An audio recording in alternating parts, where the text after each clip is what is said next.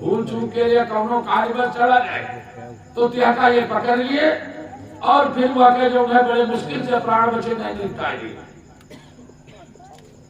सब लोग बहुत दुखी थे धुंधकारी के आतंक से। मरने के बाद भी ये सबको दुख ही देता था, प्रेतत्व अवस्था में भी। फिर कुछ दिन बीत गया, गोकर्ण को कहीं से ये सूचना मिली कि मेरे भाई धुंधकारी की मृत्यु हो गई। तो गोकर्ण संत हो गए थे, तो गया में जाकर के धुंधकारी के पारलौकिक कल्याण के निमित्त इनका पिंडदान किया।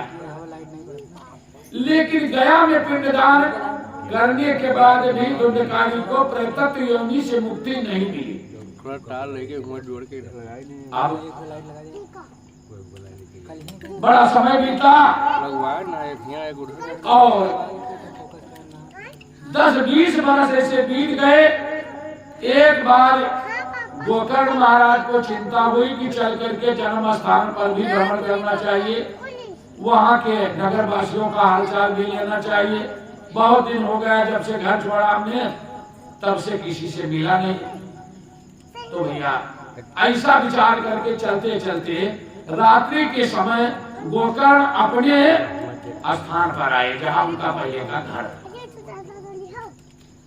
अपने निवास पर वो रात्रि के समय पहुंचे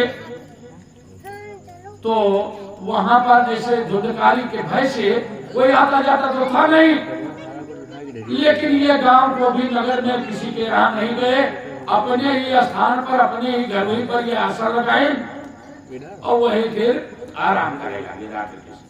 सोचा दिन में मिलेंगे। अब रात्रि के समय धुंधकारी 1000 प्रेत लेकर के पहुंचा। भैया ये प्रेतत्व योनि बड़ी ही दुस्तर, बड़ी ही कष्टकर योनि होती है। ये समझ लीजिए कि जितने पवित्र वस्तु है संसार की, प्रेत को उस वस्तु की प्राप्ति नहीं होती। यानी जो डब्बा पानी लेके आप जाते हो ना बाहर, वही जल प्रेत को पीना पड़ता है। अब सोचो कितना कष्टकर और कितना निंदित जीवन नारकीय जीवन है प्रेतों का। तो अब धुंधकारी प्रेत जब वहां पहुंचा तो देखा कि गोकर्ण जो है इनको लेटे देखा कि विश्राम कर रहे हैं। फिर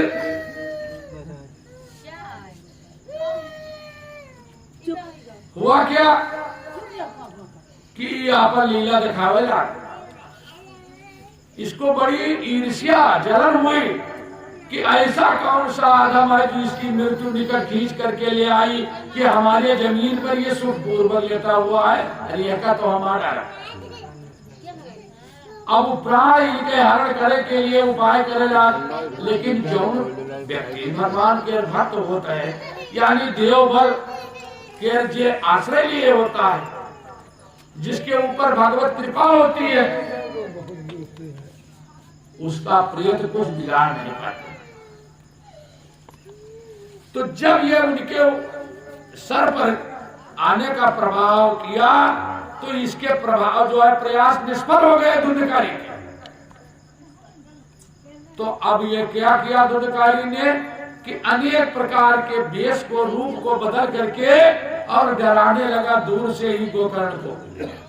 कभी ये बाघ बने, कभी सर्प बने, कभी ये बिच्छू बने, कभी सांड का रूप बनाए, कभी भैंसे का रूप धारण करे, कभी सुअर का रूप बनाए, कभी आग का गोला बनाए, और कभी ये भयानक प्रेत के रूप में प्रकट हो। अनेक प्रकार की लीलाओं को करके ये जलाने लगा, डराने लगा। अब भैया इधर गोकर्ण जग रहे हैं और धुंधकारी प्रेत के द्वारा किए गए ये जो लीला है इसको देख रहे हैं, समझ रहे हैं और मन में हंस रहे हैं कि देखो कैसी मूर्खता पूर्ण कार्य की है कि ये हमें व्यर्थ में डराने के लिए प्रयासरत है। हुआ क्या कि उठ करके ये बैठे आसन पर और पूछने लगे कि अरे भाई तुम कौन हो, क्यों इतनी मेहनत कर रहे हो,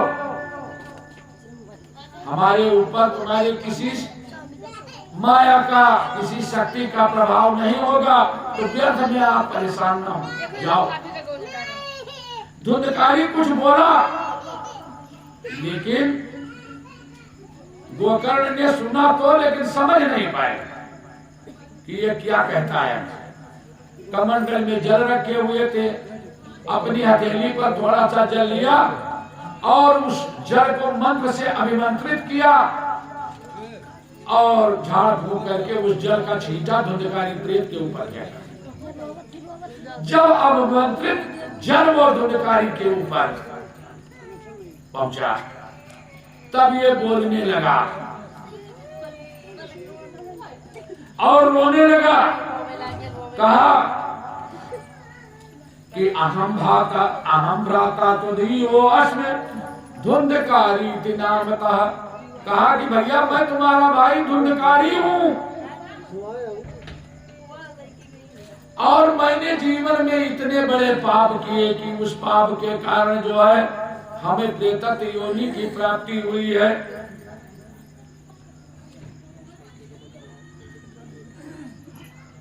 और प्रेतत्व योनि जब मुझे मिली है इसी के कारण मैं ऐसी महान दुर्दशा यानी दुख की अवस्था को प्राप्त हूं।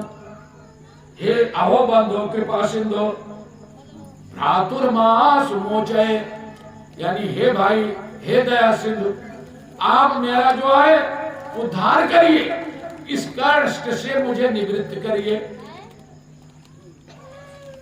तो जब रोने लगा धुंधकारी, गोकर्ण ने कहा कि तुम्हारे कल्याण के लिए, तुमको प्रेतत्व योनि से मुक्ति के लिए मैंने गया में तुम्हारा पिंडदान किया, तो क्या उससे तुम्हारी जो है मुक्ति नहीं हुई? धुंधकारी ने कहा एक बार नहीं, अगर आप 100 बार जाएंगे गया में पिंडदान के लिए तो अतरे महान महान पातक हम किए हैं कि हमारी मुक्ति न हुई। अब बड़ी चिंता हुई, आत्मदेव को विचार करने लगे कि आखिर कौन सा उपाय तब करूं। जो शास्त्र में बताया गया नियम है उसको तो मैंने किया, लेकिन उससे भी इसकी मुक्ति नहीं हुई। अरे सारी रात धुंधकारी तो चला गया, सारी रात नींद नहीं आई, विचार करते करते सारी रात बीत गई। गोकर्ण जब उषा काल आया, उषा काल कहते हैं भैया कि सूर्योदय से 1 घंटा पहले, 2 घंटा पहले का जो समय होता है सूर्योदय से, इसी को कहते हैं उषा काल। तो अब गोकर्ण जो है बैठ करके अपने आराध्य देव का पूजन करने लगे। जब पूरब की दिशा में भगवान भास्कर अर्थात सूर्य नारायण जी की लालिमा का प्राकट्य हुआ और सूर्योदय होने लगा, उस समय पर जल से अभिषेक किया। भगवान सूर्योदय को, सूर्य देव को जो है जल अर्पित किया और प्रार्थना करने लगे, रोने लगे। गोकर्ण सूर्यदेव इनकी भक्ति से बहुत प्रसन्न रहते थे, रुक गए और पूछा कि क्यों रो रहे हो आप, अपनी व्यथा को बताएं, क्या चिंता है, बताओ क्या चाहिए तुम्हें। गोकर्ण ने कहा महाराज मेरा भाई प्रेतत्व योनि में नाना प्रकार के कष्टों को भोग रहा है, उसका कल्याण कैसे होगा। उसके कल्याण के लिए मैंने गया में पिंडदान किया, लेकिन उसकी प्रेतत्व योनि से निवृत्ति नहीं हुई, तो उसके कल्याण के लिए कोई उपाय बताइए। भगवान सूर्यदेव ने कहा कि धुंधकारी के कल्याण के लिए श्रीमद् भागवत महापुराण के कथा का सप्ताह यज्ञ का आप आयोजन करिए। धुंधकारी को एक बांस में बुला करके मंत्र से अभिमंत्रित करके उसे बांध दीजिए। एक प्रकार वो जो है श्रीमद् भागवत की कथा को सुने तो धुंधकारी को प्रेतत्व योनि से मुक्ति अवश्य मिल जाएगी।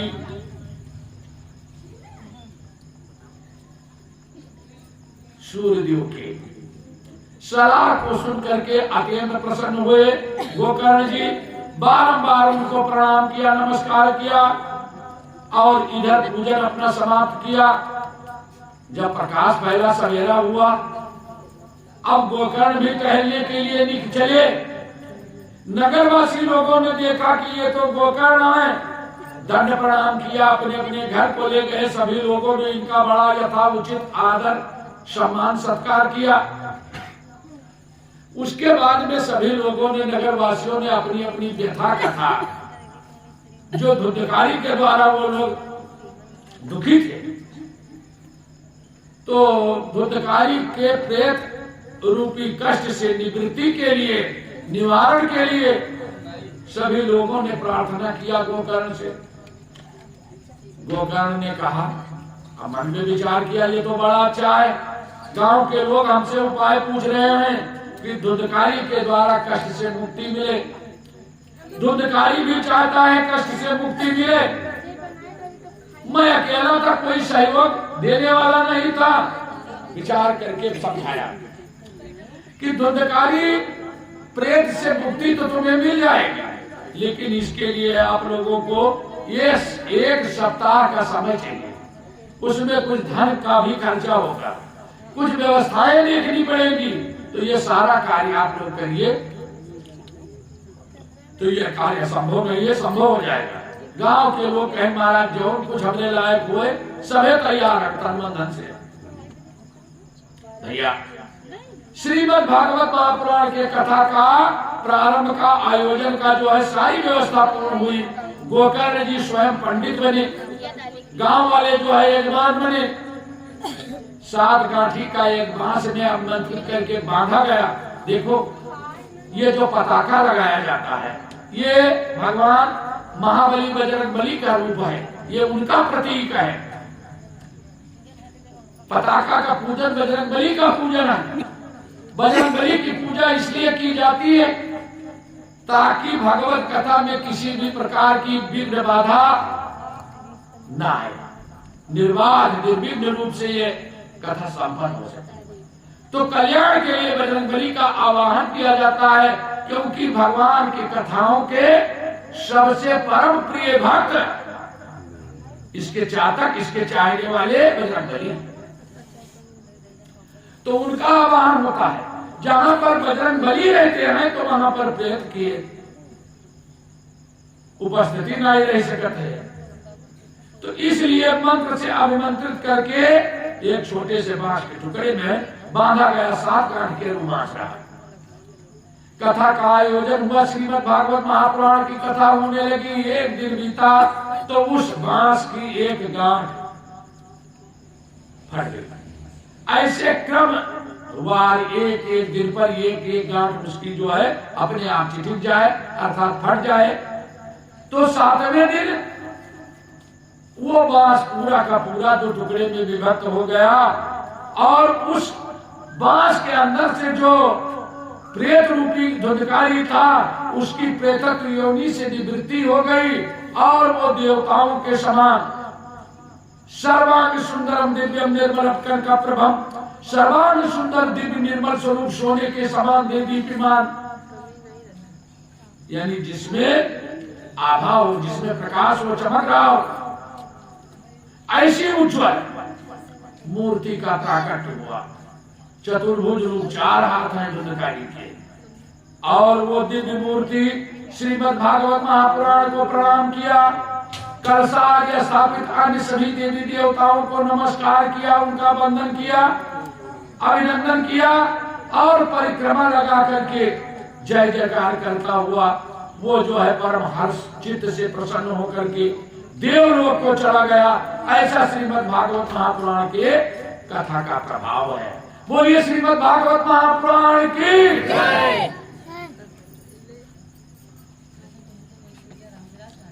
पावन पवित्र नीमसारण तीर्थ में श्री सुखदेव जी महाराज ने कहा, श्री सूत जी महाराज ने कहा कि हे ऋषिगण, ऐसा आप लोगों ने जो प्रश्न किया था कि संसार के लोग नाना प्रकार के पापों से ग्रसित हैं, तो क्या धुंधकारी ने से महापातकी का जब कल्याण हो सकता है तो संसार के अन्य प्राप्तियों की बात ही तुच्छ है। श्री सूत जी महाराज कहते हैं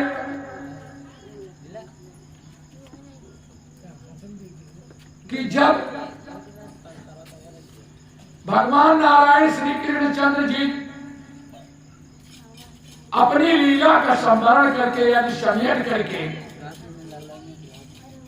और चले गए देवलोक को जाने की तैयारी किया, तो उस समय पर भैया जो पांडवों में श्रेष्ठ गांडीवधारी अर्जुन थे,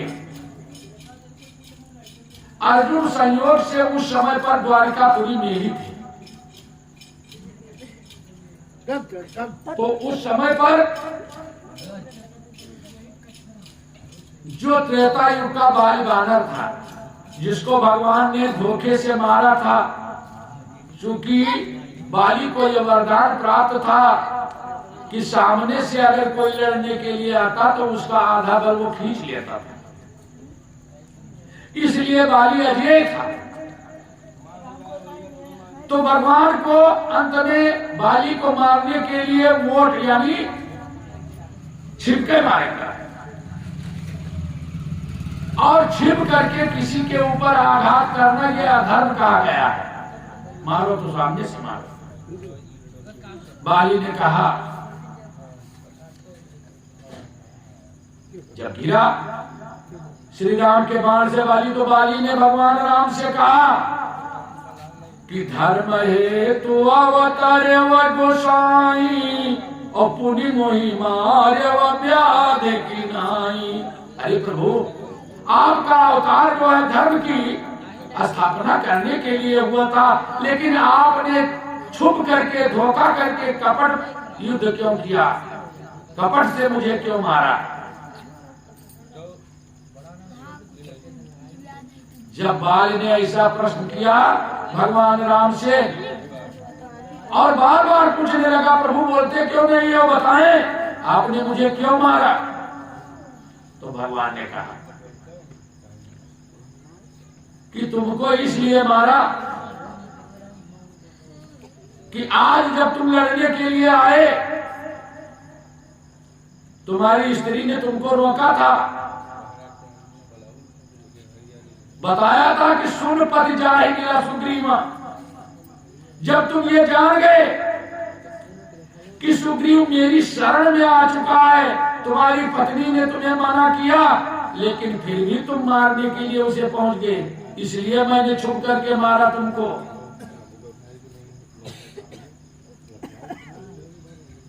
कहा महाराज, अब बाली कहता है कि जो धीर वीर हैं, जो साहसी हैं, वो काल से भी युद्ध करने की क्षमता रखते हैं। युद्ध का परिणाम क्या होगा ये अलग बात है, लेकिन शत्रु के भय से जो भयभीत हो जाए वो कायर कहा गया है, वो साहसी वीर नहीं कहा जाता है। रही स्त्री की बात मानने की, महाराज ये तुम्हारे ही कुल में आप लोगों को ही शोभा देता है।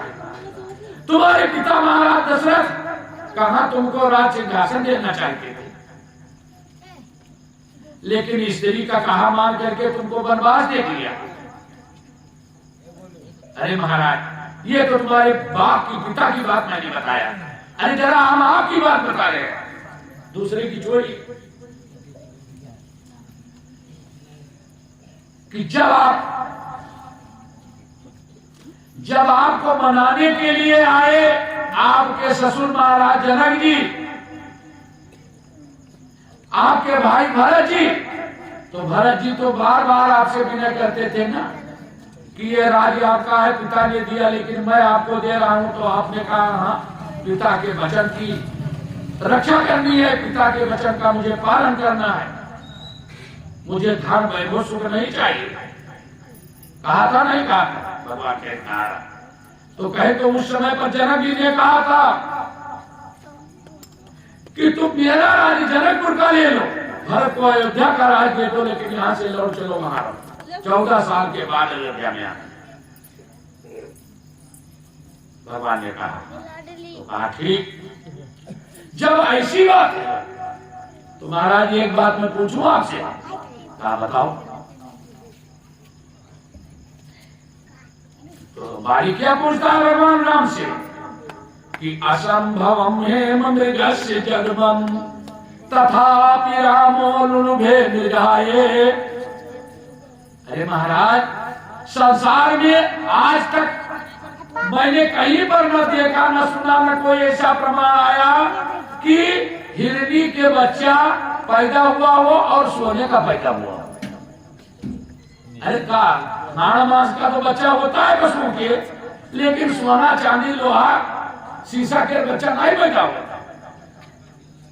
यह संभव है, यह है हमारा संभव। तो भगवान कहना है यह संभव है।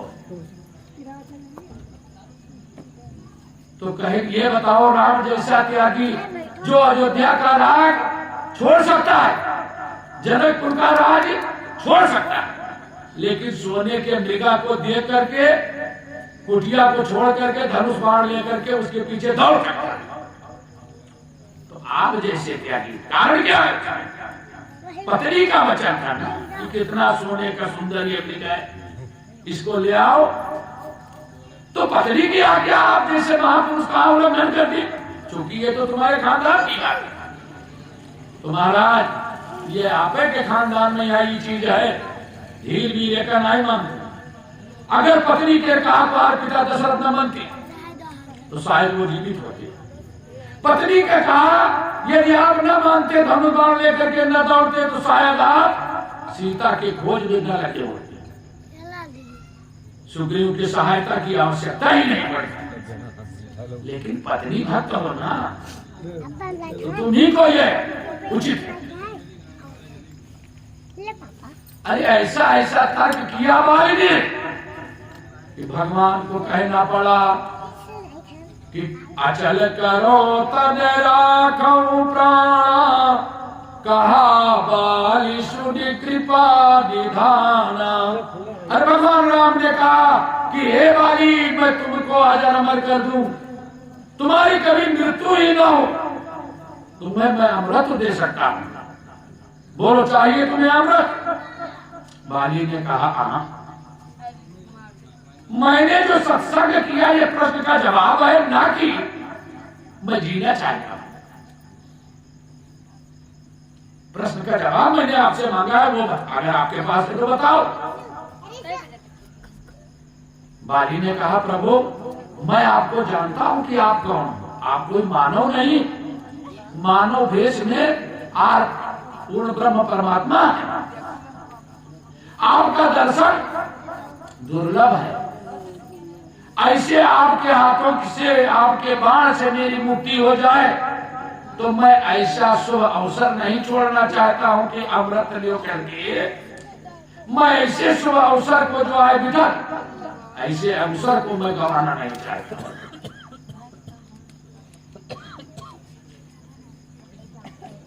तो ऐसा कह करके भगवान को दे करके बाली ने क्या किया, अपने पुत्र अंगद का हाथ भगवान राम को सौंप दिया। कहा इसके लिए माता पिता गुरु जो कुछ है आप ही हैं, इसकी रक्षा करना, और प्रभु जब तक मेरे प्राण न निकल जाए तब तक मेरे सामने तुम ऐसे ही खड़े रहो। बाली ने अपना शरीर छोड़ दिया, लेकिन जो भगवान राम निरुत्तर हुए थे वही बाली बानर आ जा करके, जब द्वापर युग का अंतिम समय आया है, भगवान श्री कृष्णचंद्र को गोलोक धाम जाने की जब घड़ी आई है, तो इनकी इच्छा से इनका परिवार जो है प्रभास क्षेत्र में लड़ करके आपस में झगड़ा करके जो है समाप्त हो गया। तो जब परिवार समाप्त हुआ तो बलराम जी बड़े भाई थे ना, इन्होंने बहुत डांटा कृष्ण को और कहा, कृष्ण तुम जितने ऊपर से काले हो इतने ही आत्मा से भी काले हो। दुनिया की नजरों में तुम बच सकते हो कि बच्चे झगड़ा करके और वो लड़कर कट करके समाप्त हो गए, लेकिन मैं जानता हूं कि ये सब तुम्हारा किया हुआ है। हरे कृष्ण, जब तुमको अपने बच्चों के प्रति, अपने परिवार के प्रति वही ममत्व यानी प्रेम नहीं है, अपना तो नहीं है, अपनापन नहीं है, तो तुम संसार में किसके हो? तुम्हारे समान तो कोई दूसरा व्यक्ति संसार में है ही नहीं। तुम्हारा ये कृत्य मेरे लिए अच्छा नहीं। तुमको परिवार से ममता नहीं है तो तुम रहो यहाँ, लेकिन मैं अपने परिवार के पास जा रहा हूँ। बैठ गए समुद्र के किनारे, लगाई समाधि और दसवें द्वार से अपने शरीर को, प्राण को जो है शरीर से अलग कर दिया, विसर्जित कर दिया प्राण को, और अपने धाम को चले गए बलराम जी। अब वहां पर द्वारिकापुरी में कौन बचा? कृष्ण और अर्जुन। अब ये देखने के लिए गए, अब लीला सारी की है तभी ऐसा हो रहा है, देखने के लिए गए। जब देखने के लिए वहां गए तो ये बिरवा के लिए अंधड़ लेके बैठे और ये टिहनी के ऊपर दोसर गोड़ के रेड़ी धरी रखी अपने टिहनी पर। तो इनके पैरों में चक्रवर्ती चिन्ह था, एक प्रकार की मणि थी। वो मणि दूर से चमक रही थी। वही बाली वानर जो है यहाँ पर बहेलिया केतक यानी शिकारी के वेश में था। दूर से उसने देखा तो उसको यह आभास हुआ कि किसी मृगा की ये आंख है, वो चमक रही है। वहीं से बाण चला दिया। बाण आकर के भगवान कृष्ण के चरण में चुभा। अर्जुन से कहा कि अर्जुन, हमारा और आपका जन्म जो है ये कोई साधारण जन्म नहीं था। अब मैं अपनी जीवन लीला को समाप्त करके अपने धाम को जा रहा हूं। ये द्वारिकापुरी जो है ये 84 योजन की द्वारिकापुरी समुद्र में बनी हुई है। हमारे तुम्हारे न रहने के बाद समुद्र इसको डुबा देगा अपने जगह, ये नहीं रहेंगे। तो इसलिए जिन जिन लोगों को द्वारिकापुरी के जिन जीवों को हमारे साथ हमारे धाम को जाना है, उनसे कह देना इस स्थान पर आकर के समुद्र में स्नान कर ले और वो उनका शरीर छूट जाएगा, वो हमारे धाम को पहुंच जाएंगे। लेकिन यदि जिनको संसार में जीने की अभिलाषा है, जो सांसारिक सुखों का यानी विषय रूपी आनंद का जो भोग करना चाहते हैं, तो उनको हे अर्जुन, तुम यहाँ से लेकर के द्वारिकापुरी से निकाल करके अपने हस्तिनापुर ले जाना, क्योंकि तुम्हारे न रहने के बाद द्वारिकापुरी समाप्त हो जाएगी, जल में डूब जाएगी। तो भैया कुछ महिलाएं ऐसी थी कि जो जीना चाहती थी, मरना नहीं चाहती थी, वैकुंठ नहीं चाहती थी, वो यही संसार सागर में उनको सुख था। तो कुछ महिलाओं को लेकर के अर्जुन आए हैं। जो जो द्वारकापुरी अर्जुन खाली करते गए वो जल में डूबती चली गई। उन्हीं महिलाओं को लेकर के जब ये पंजाब में पहुंचे हैं तो जो जाट होता है ना, इन्हीं को भील कहा गया था।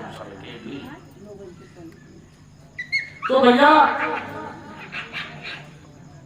सुंदर महिलाओं को देख करके वो भील लोग जो है उनके प्रति आकर्षित हुए।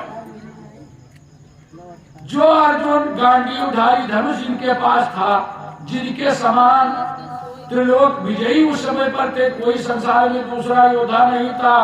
आज जब भगवान कृष्ण चले गए तो उन भीलों के द्वारा अर्जुन पराजित हुए। उनकी महिलाओं को जो अर्जुन के गांडीव धनुष से रक्षित थी छीन ली गई। अर्जुन के साथ में एक स्त्री गई, चूंकि वो गर्भवती थी तो यह का स्वीकार करे कि कोई नहीं व्यर्जी बना।